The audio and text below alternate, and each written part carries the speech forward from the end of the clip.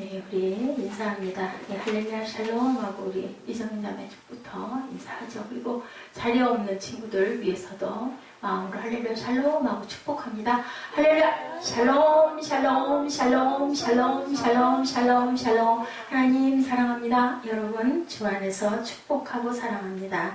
오늘 나사로까지 죽이려고 모의하다. 예. 요한복음 12장 9절에서 16절 말씀, 12절, 13절, 14, 15, 16절까지죠. 우리나라 속담에 손바닥으로 하늘을 가린다라는 얘기 있어요. 속담에. 그 뜻이 무슨 뜻일까요? 손바닥으로 하늘을 가리면 제가 이렇게 가리고 보면 눈앞에는 안 보이는데 가릴 수 없죠. 불가능한 걸 가지고 슬쩍 아닌 척 눈치는 거를 손바닥으로 하늘을 가리려 한다라는 말이죠. 명백한 사실을 감추려고 할 때 빗대어 하는 말. 또 손바닥 뒤집듯 한다. 말해놓고 전혀 내가 언제 그랬느냐는 식으로 뭐라 그러죠? 우리 아이들이 시쳇말로 오리발 그죠? 그런 말 많이 하죠. 이런 경우에 손바닥 뒤집듯 한다라는 말을 합니다. 거짓말을 할 때. 예수님 당시에 유대인들의 대제사장들과 바리새인들은 예수님께서 베푸신 많은 기적들을 보면서 우리 지난주에 그거 나눴죠. 너무너무 두려워하죠.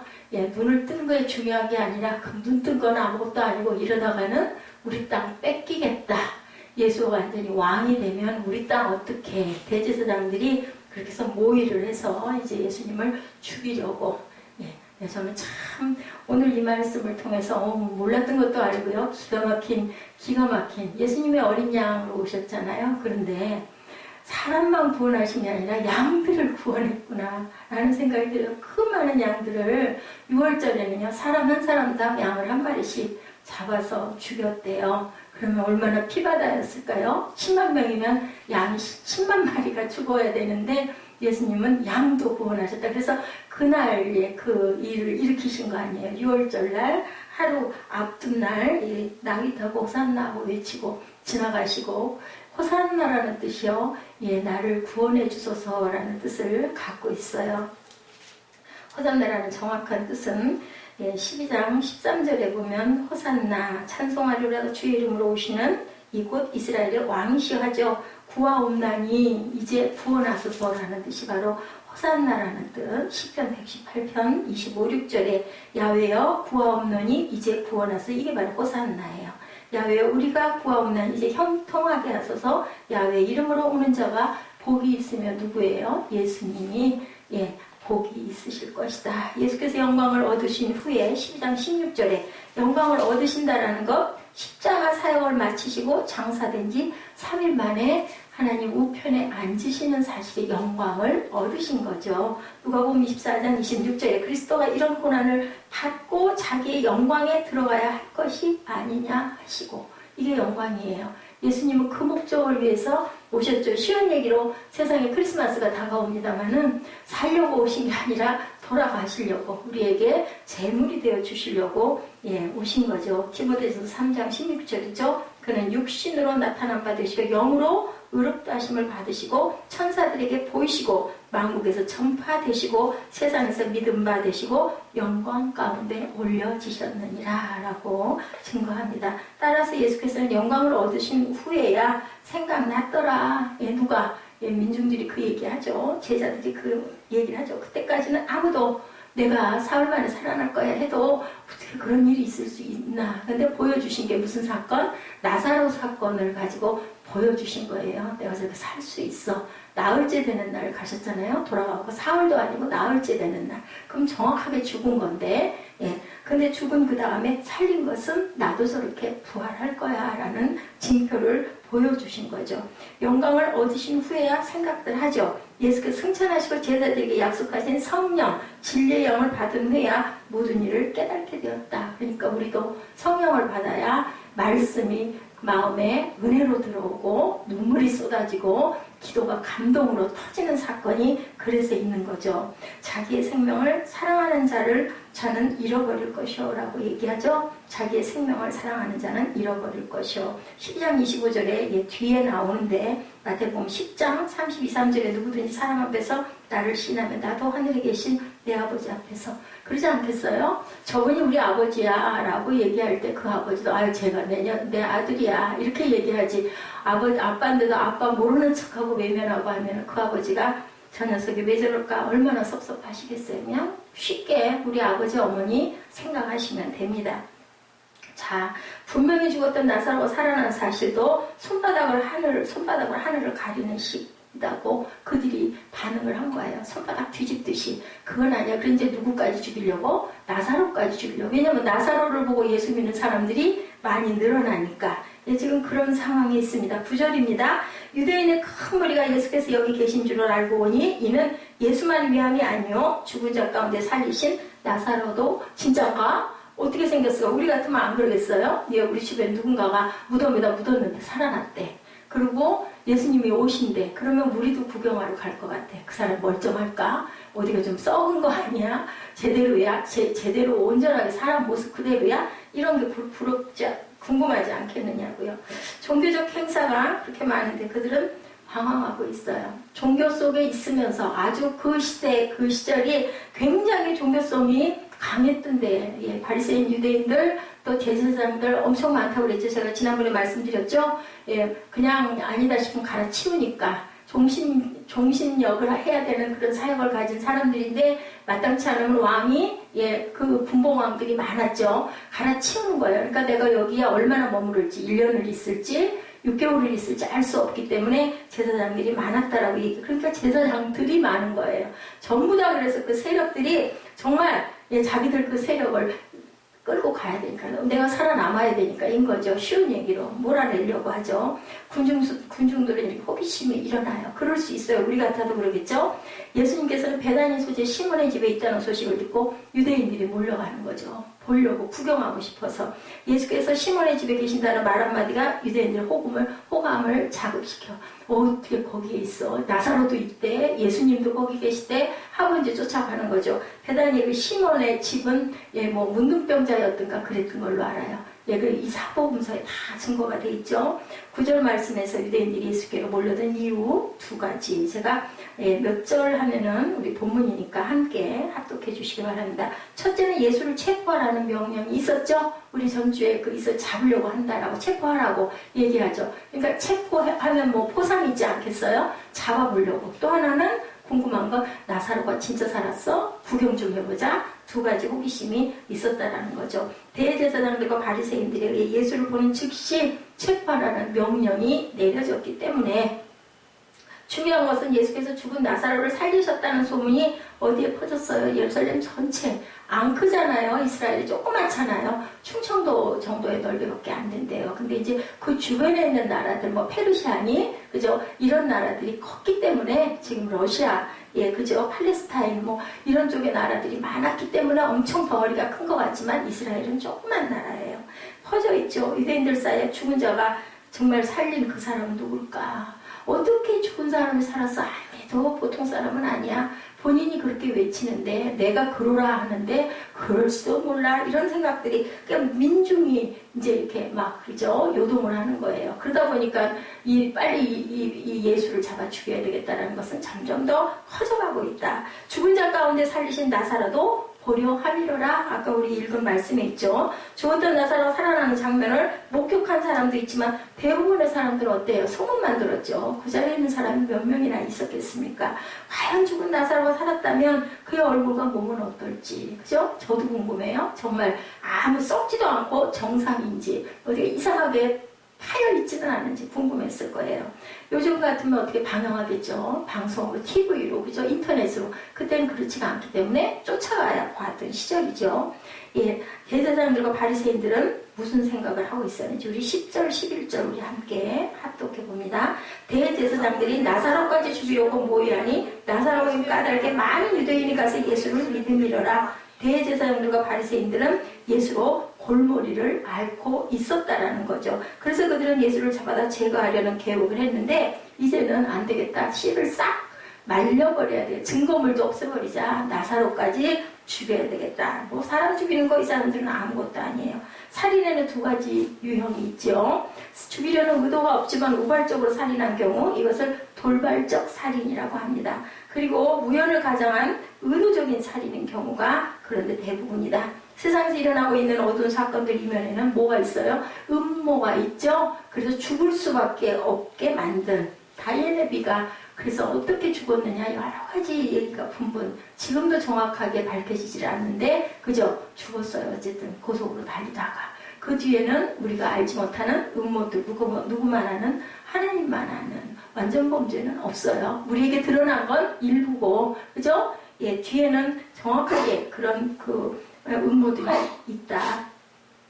세상에서 일어나고 있는 어두운 사건들이면 이렇게 음모가 있습니다. 어두운 일이 일어난 원인 일반인들은 모르고 있고 뒤편에는 음모를 모의한 사람들이 반드시 존재한다. 예수님과 나사로의 경우도 예외는 아니었다. 제가 오늘 추운데도 난방을 안 틀었어요. 제가 어저께 그 난방을 좀 틀고 낮에 좀 자고 나서 하루 종일 머리가 아프더라고요. 공기가 나쁠 것 같아서 추운데도 오늘은 창문을 저 중간 창을 조금 열어놓고 어깨가 다 막 어슬어슬할 정도로 그렇게 놔둬서 공기가 나쁘지 않을 건데 예, 그렇다고 또 겨울에 난방을 아주 안 할 수도 없고 어떻게 무엇을 어떤 방법이 가장 좋을지 항상 어느 쪽을 택해야 하느냐 반대 부분에 또 우리는 또 희생을 분명하게 해야 되겠죠. 예수님과 나사로의 경우 봅니다. 대제사장들과 바리새인들이 모의한 결과는 둘 다 죽이자. 왜냐하면 나사로과 다르게 많은 사람들이 예수를 믿으니까 그 세력을 완전히 없애자. 그런데 이 말씀에서 우리는 세 가지 진리를 배워봅니다. 첫째, 진실은 숨겨지지 않는다. 맞죠? 진실은 분명하게 드러나요. 억울해할 필요가 없어요. 나중에는 분명하게 이루어진 일을 보면 이제 그 때가 언제일지 알 수가 없죠. 많은 순교하신 그 선녀들이 있어요. 그죠? 그 선교사님들이 많아요. 근데 그때는 그냥 죽어갔을 뿐이잖아요. 근데 이제 그러고 나서 뭐 100년, 50년 흐르고 나서 그러면서 서서히 그죠? 크리스찬들이 늘어나고 교회가 서가고 예, 그 선교를 하는 사람들이 점점 늘어나서 지금은 엄청나게 우리나라도 선교사들이 굉장히 많죠. 미국 다음이라고 그럽니다. 둘째, 진실은 대가를 반드시 치러요. 진실은 반드시 대가를 아무리 하나님이 사랑하는 자녀여도 예외는 없다. 그죠? 저도 잘못한 부분이 많기 때문에 예, 제가 이렇게 여러 가지로 정말 한꺼번에 벼랑간에 콧물 터지듯이 옛날하고 너무나 다르게 너무 놀라고 너무나 힘들고 그런 거 왜 내가 잘못한 부분이 너무 많은 거죠. 잘못 살아. 하나님 중심으로 살지 않고 세상 가운데서 헤매면서 그래도 가슴에는 하나님이 그나마 계셨기 때문에 제가 이제라도 이 자리에 섰어요. 여러분들은 정말로 제가 거울이다 생각을 하시고 좁은 따라갈 거울이 아니라 정말 내가 정말 결심해야 될 거울이다. 저렇게 돼서는 안 되겠다. 이 마음 가지시고 지금 아주 새파랗게 젊고 청청한 푸르 청청한 나이에 인생을 잘 살아가시기 바랍니다. 그래서 이 다음에 많은 사람들에게 존경도 받고 많은 씨가 빛으로 드러날 수 있도록 주님의 이름으로 축복합니다. 셋째, 진실은 막대한 영향력을 당연히 발휘하죠. 나쁜 것도 마찬가지예요. 악도 마찬가지예요. 그죠? 막 그 주변이 그냥 악으로 물들게 되면 그 세력 때문에 우리는 어떻게 해야 된다? 항상 선의 영향으로 선의 그 지역을 넓혀가야 된다. 그죠? 타협하지는 말아야 된다. 내가 소리를 내거나 그저 저항하거나 뭐 무슨 무기를 쓰거나 완력을 쓰거나 아니면 우리가 막 그 소리를 지르거나 혈기를 내거나 그거는 하면 안 되지만 입으로 욕하거나 때리거나 그거는 안 되지만 우리는 아닌 건 아니다라는 것을 중심을 꼭 갖고 가고 있어라. 그래서 그 선들이 모이면 선의 세력이 커져야 나라가 선한 나라가 된다. 선이라는 것은 우리가 착하다는 뜻이 아니라고 그랬죠. 하나님 말씀 중심의 세상을 이루어 가야 되는 게 우리가 꼭 하고 나가야 될 우리의 살아가는 목표가 돼야 된다. 진실은 가만히 있어도 크게 영향을 미치죠. 한 사람이나 한 집단, 한 시대에 영향을 주죠. 나사로는 예수를 믿어라라고 말하지 않았어요. 근데 나사로를 보고 믿는 거죠. 아이고 저 사람 죽었다가 무덤에서 진짜 살아서 일어났대. 얼굴을 다 동였는데 그 시대는 아마 그 수건으로 막 칭칭 이렇게 동이나 봐요. 요즘하고 우리들하고는 또 다른 것 같죠. 근데 그걸 다 풀고 나왔던 거예요. 그러니까 다들 진짜니까 사실이니까 다들 놀란 거죠. 정말 저분이 구원자시. 그러니까 호산나를 그렇게 외친 거예요. 구원하여 주소서, 구원하여 주소서. 나사로는 이렇게 살아있는 증인이었기 때문에, 그리고 우리가 제일 중요한 건 생활이, 그죠? 우리의 모습이, 사람들이 그냥 딱 보고도 예수 믿는 사람, 온전해, 제대로야. 가난하든 부하든 그게 중요한 게 아닌데, 그게 중요한 건 뭐냐? 믿는 자들, 정말 하나님을 경외하는 자들의 눈에 비친다라는 게 문제예요. 그렇지 않은 사람들의 눈에는 너무 초라하게 보이죠. 예수님이 연한 수처럼 아주 볼품없이 나오셨잖아요. 그런데 알 수 있는 자들, 어떤 사람들, 하나님을 깨닫고 아는 사람들의 눈에만, 그러니까 제자들을 데려다니면서 계속 가르치신 거예요. 이러이러하다, 이러이러하다. 천국은 이런 것이다. 우리가 산상수훈 금요일날 가고 있죠. 예, 그래서 죽었던 나사로가 살아난 사실은 많은 사람들에게 큰 감동과 변화와 축복을 준다라는 거죠. 어떤 목사님이 말씀을 하시는데요. 여기에서 나사로 까닭에 그렇게 감동이 가셨대요. 제가 그 예화를 읽으면서 저는 그 생각을 했어요. 한나 까닭에 누가 예수를 믿었더라가 도대체 과연 몇 명이나 될까? 그죠? 우리는 세상에 나서 하다못해 최소한 배우자, 내 자녀만이라도 하나님을 믿음의 길로 꼭 바르게, 그죠? 이끌어서 인도하는, 제가 누군가하고 얘기를 하면서 그런 얘기를 했어요. 숫자 많은 거, 제가 그런 글씨 못 되니까 또 뭐 합리화해서 그럴 수도 있지만 저는 그런 거 원하지 않죠. 당당하게 얘기합니다.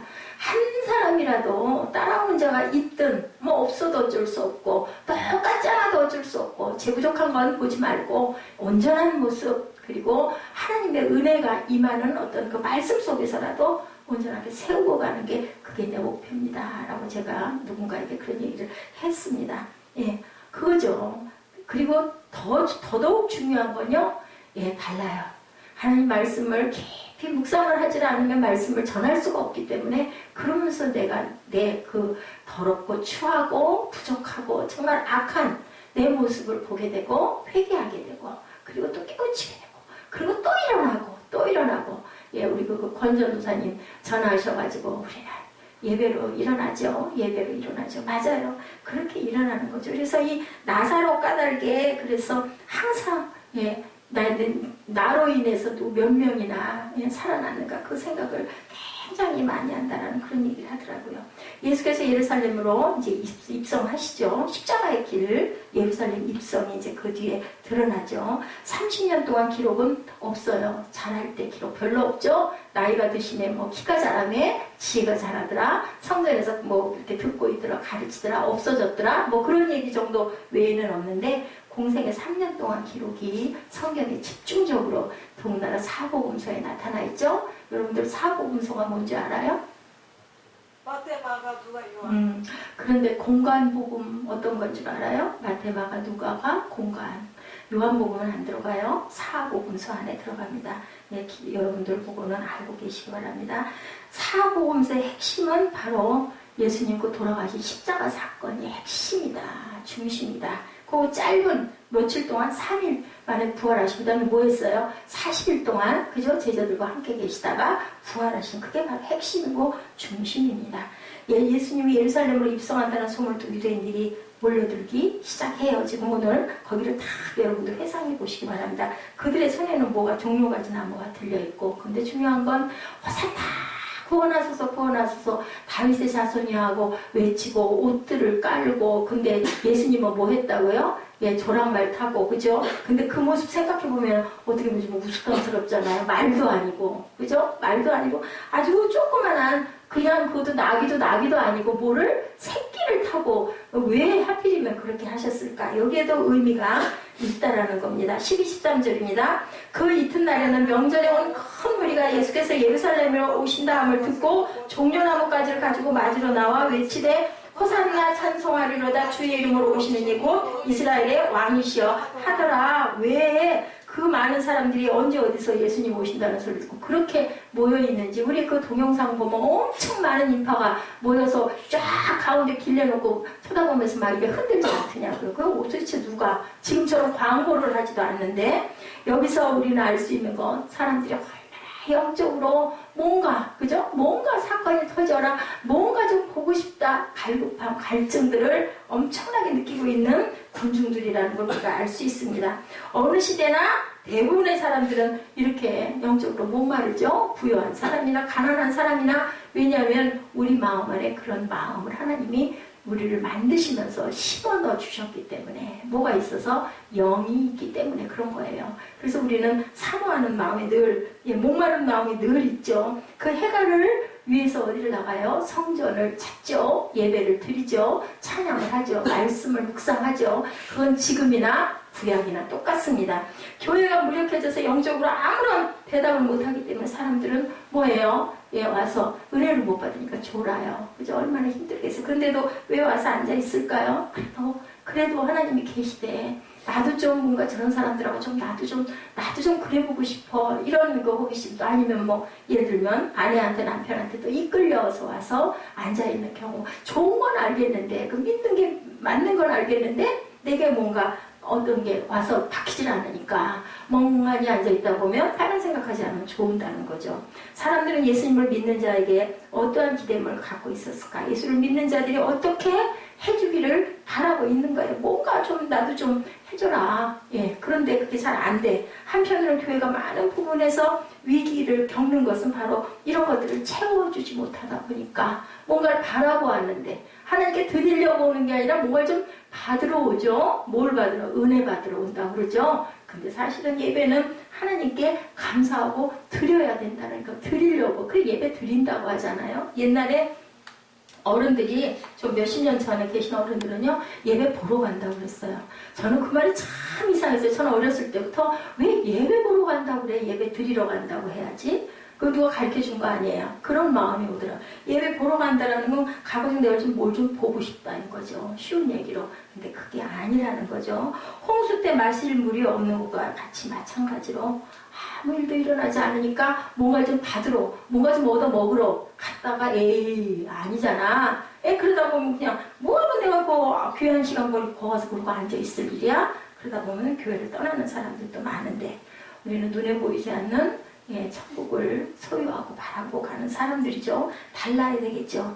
당시 이스라엘은 종교 천국이었었대요. 그때 바리새인들과 대제사장들은 종교 없이는 절대로 살 수가 없고, 그렇게 해야 살겠다 해서 막 율법을 그렇게 쪼개가지고 10,000가지가 넘도록 만들어서 결국 나중에 면죄부 사건이 일어나지만 그들은 하나님의 음성을 듣지 못했어요. 진정한 구원도 이루지 못했어요. 종교 천국이었는데 그만큼 종교가 아주 하나님이 아니면 우리는 죽어 할 정도였는데도 그랬다는 거죠. 메시아를 기다리는 백성들에게는 어느 누구도 해답을 주지 못했다는 거죠. 세례 요한요, 광야에서 회개하라, 천국이 가까웠다, 독사의 자식들아 할 때 엄청난 많은 인파들이 너도 나도 천국 갈래, 세례 받으러 그렇게 새카맣게 몰려들었다고 합니다. 그때 사람들이 구름대처럼 몰려들었는데 이렇게 영적인 목마름과 호기심이 있었다는 것을 그 시대에 우리가 알 수 있다. 근데 지금 우리도 그럴 것 같아요. 인구가 엄청 많잖아요. 근데 이렇게 해야 우리가 천국 갈 수 있다고 누군가가, 지난번에 그럼 누구예요? 홍모 누군가, 그 이상한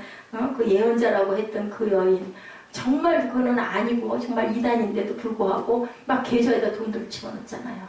그 많은 사람 중에 소수였지만, 그러니 이 시대에 안 그랬겠느냐고. 지금이라도 누군가가 여기다가 세례를 다시 받으래, 침례받아야 천국 갈 수 있대 하고 누군가가 막 나타나가지고 막 소리를 질러대면 아마 그 쫓아가는 군중들이 많이 있을 것 같아요. 그럴 것 같아. 예루살렘에 모인 사람들은 메시아 온다는 소식 듣고 종려나무 가지를 들고 나가 흔들며 이렇게 환호를 합니다. 종려나무는 열대성 식물이고, 영화에서 많이 보죠. 엄청나게 이파리가 큰 그 가지를 흔든다는 것은 사랑과 기쁨과 존경과 환영의 의미를 갖고 있대요. 이 종려나무가 요한계시록 7장 9절과 10절에 기록되어 있는데 천상에서 일어날 일에 대한 그것을 말씀하고 있어요. 우리 요한계시록 9장 7장 9절 10절을 찾으신 분은 찾으셔서 함께 읽습니다. 요한계시록 7장 9절 10절입니다. 맨 끝에 있죠. 신약 마지막에 7장 9절 10절. 우리 찾으신 분 함께 읽습니다. 이 일 후에 내가 보니 각 나라와 족속과 백성과 방언에서 아무라도 능히 셀 수 없는 큰 무리가 흰옷을 입고 손에 종려가지를 들고 보좌와 어린 양 앞에 서서 큰 소리로 외쳐 가로되 구원하심이 보좌에 앉으신 우리 하나님과 어린 양에게 있도다 하니. 그죠? 천상에서 찬송을 부르면서 종려나무 가지를 흔드는 거죠. 요한계시록 말씀이 누가 봤어요? 예, 요한이, 사도 요한이 하늘을 본 거죠. 왜? 가장 많이 예수님과 가장 가까이 있었던 게 베드로하고 요한이었었어요. 그렇기 때문에 예수님께 아주 많은 영향과 많은 모습을, 그 하나님의 그 하늘이 열리는 그런 모습도 그 요한하고 베드로는 아마 옆에서 봤을 거예요. 그 변화선상에 올라갔다 내려올 때, 그죠? 이럴 때, 음성 들릴 때, 이럴 때 요한은 많이 있었어요.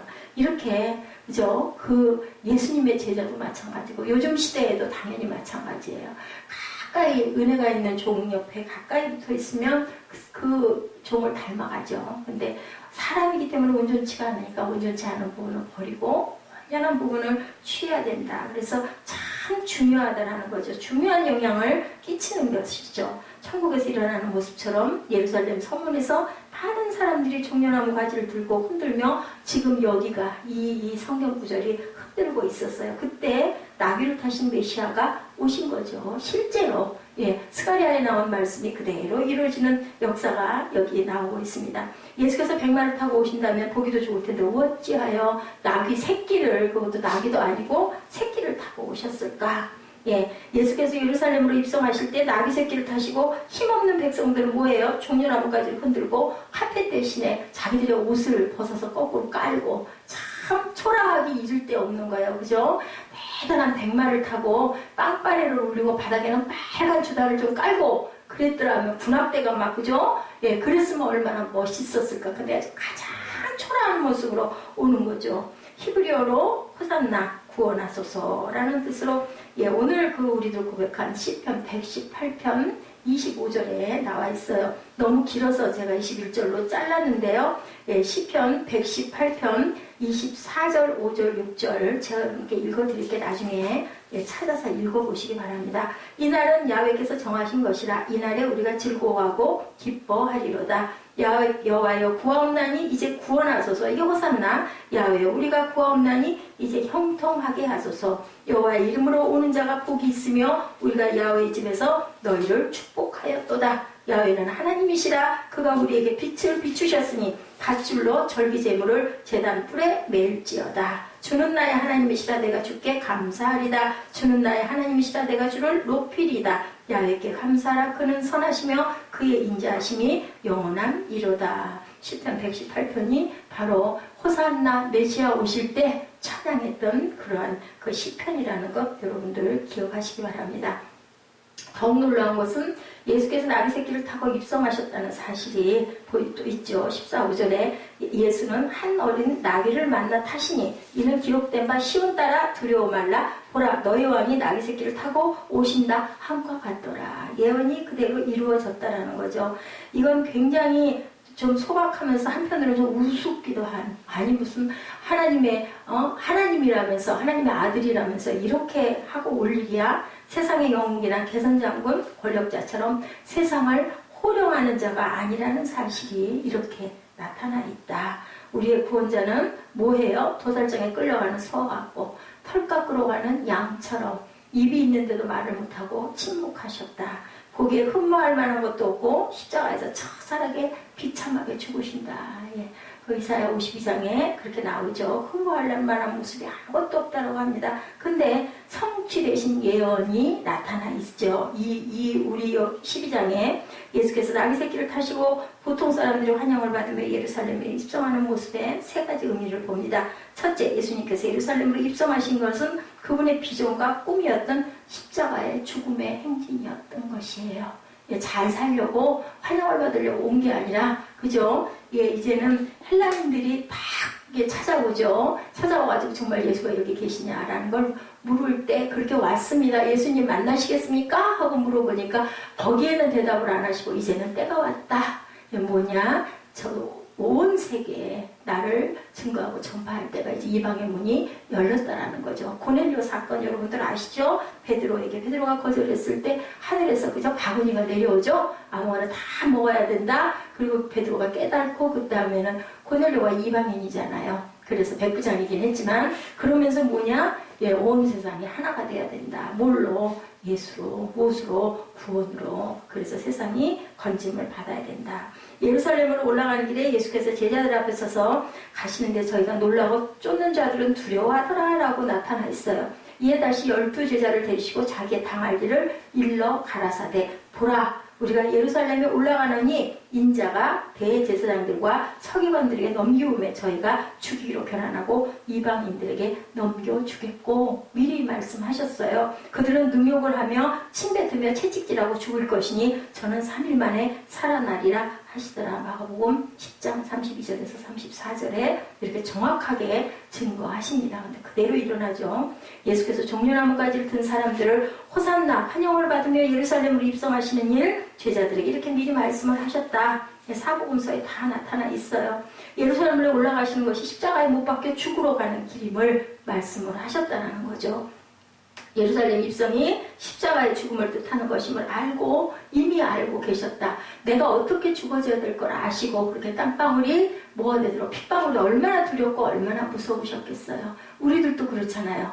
내일 일을 모르기 때문에 하루하루 열심히 사는 거지. 내가 만약에 1년 후, 6년 후, 5년 후, 몇 월 며칠 죽을 거야. 만약에 그걸 딱 알고 앉아있다면 하루하루 가는 게 얼마나 두렵고 무서울까. 근데 예수님은 다 아시고도 그 길을 때를 굉장히 귀하게 여기셨죠. 이제는 이때다 나는 이제 가야 된다 하고 이렇게 회동을 하셨다라는 거죠. 사람을 만나는 것도 영원히 죽지 않을 것처럼 살기 때문에 우리가 사람을 만나고 사는데요. 정말 세상에서는 살아있을 때 욕심 부리지 말고 마음 비우고 정말 선을 끼치고 좋은 말 많이 하고 많이 축복하고 많이 웃고 그렇게 있다가 우리가 가야 된다는. 왜냐하면 우리 영이 가야 할 곳, 여기가 우리가 영원히 있을 곳이 아니잖아요. 언제일지 모르잖아요. 젊은이라고 오래까지 가는 것도 아니고 나이가 들었다고 일찍 가는 것도 아니고 아무도 때를 모르는 거죠. 하나님의 시간이기 때문에.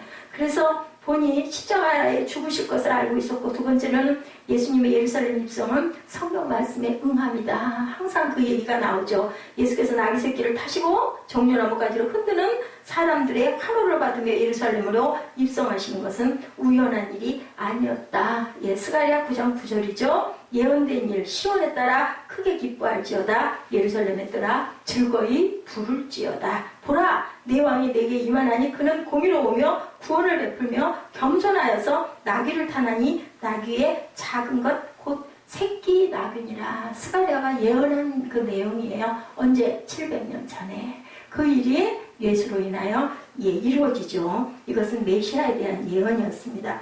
구약의 메시아가 태어날 장소, 시간, 모습들이 다 예언되어 있기 때문에 구약과 신약은 짝이라고 얘기를 하죠. 메시아가 나귀 새끼를 타고 입성할 것이라는 예언 구약에 나타나 있고, 왕이 예루살렘으로 입성할 때 나귀 새끼를 타실 것이며 나귀 새끼를 타시는 이유는 온 인류의 죄를 대신 지시고 공의로우시고 구원을 베푸시고 겸손하기 때문이다 라고 말씀합니다. 15절에 나타나죠. 이는 기록된 바 시온에 따라 두려워 말라. 보라, 너의 왕이 나귀 새끼를 타고 오신다 한과 같더라. 오늘 본문 15절입니다. 마태복음 21장 2절에 이르시되 너희는 맞은편 마을로 가라. 그리하며 곧 매인 나귀와 나귀 새끼가 함께 있는 것을 보리니 풀어 내게로 가져오라. 우리 전에 우리 그 윤영부하고 같이 여기 읽은 기억나시죠? 마가복음에 예수님께서 예루살렘을 입성하시는 것, 십자가에서 죽으시고 우리의 죄를 용서하시기 위함이다 라고 말씀하죠. 요한복음 12장 12절에는 구약 예언의 응답이라고. 셋째로는 더욱 중요한 것, 예수께서 예루살렘 입성을 유대인들의 명절인 언제? 6월절에 맞추었다. 저는 여기서 은혜를 엄청 받았어요. 예수께서 시간을 계산하시고 예루살렘으로 날짜를 맞춰서 때를 딱 맞춰서 들어오셨다라는 거. 예수 그리스도께서 십자가에 못 박혀 죽을 때는 6월절 어린 양이 죽는 날. 예수 그리스도는 온 인류를 위한 하나님의 어린 양이시고, 그래서 그날 그 시간 수없는 고난을 당하신 후 십자가에 처형을 당하셨는데, 그날이 바로 이스라엘 백성들이 6월절을 맞아 어린 양을 잡는 날을 기다렸다라는 거예요. 예, 히브리서 9장 11, 12절 말씀에 그리스도께서 장래 좋은 일에 대제사장으로 오사 손짓으로 짓지 아니한 곳 이 창조에 속하지 않는 크고 온전한 장막으로 말미암아 염소와 송아지의 피로 아니하고 오직 자기 피로 영원한 속죄를 이루사 단번에 성소에 들어가셨느니라. 히브리서에 이렇게 기록이 되어 있습니다.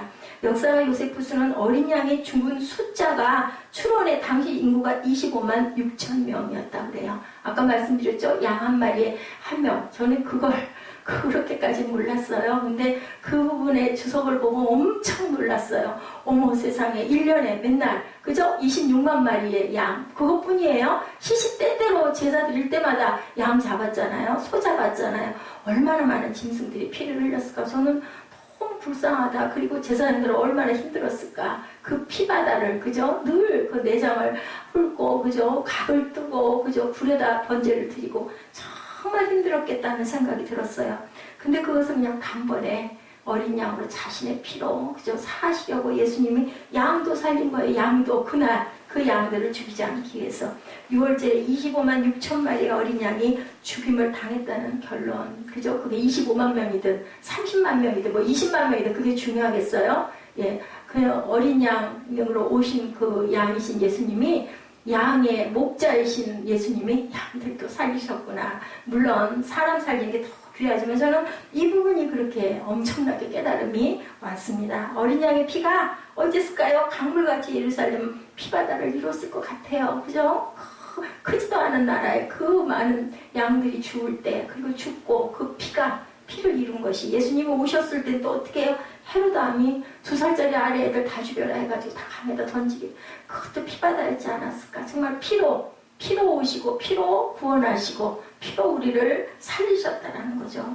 예수께서 신이 어린 양이 되셔서 십자가에 못 박혀 돌아가셨다.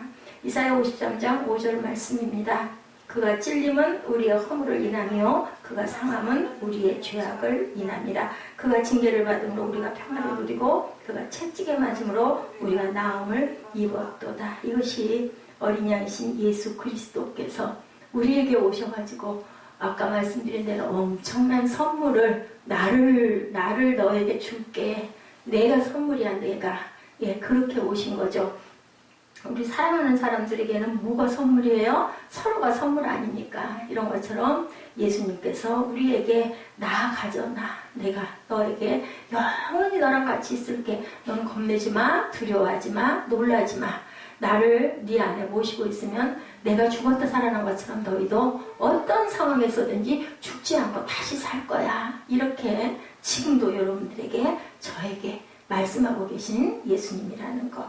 저는 참 이거 생각할 때마다 눈물이 나요. 제가 주변에 어떤 상황으로 어린 아이에게 제가 엄청난 그 듣지 못할 말을 듣고 그 눈 소리를 보고 너무 가슴에 상처와 아픔이 되어 있는데도 그럴 때마다 하나님께서 말씀으로 예수님 같겠어요? 그죠? 예수님은 얼마나 큰 수모를 당하셨을 텐데 제가 하나님께서는 아마 제가 오늘 이렇게 될 줄 아시고 저를 여기다 세워놓으셔서 어떻게 살라고 죽지 말고 살라고 그분 더 기가 막힌 일도 나는 겪었다라고 말씀하시는 예수님 마음을 저는 마음에 엄청나게 깊이 느끼면서 위로를 오늘도 많이 받았습니다. 우리 예수 사랑해요 이 찬양하시고 우리 축도 예배를 마치도록 합니다.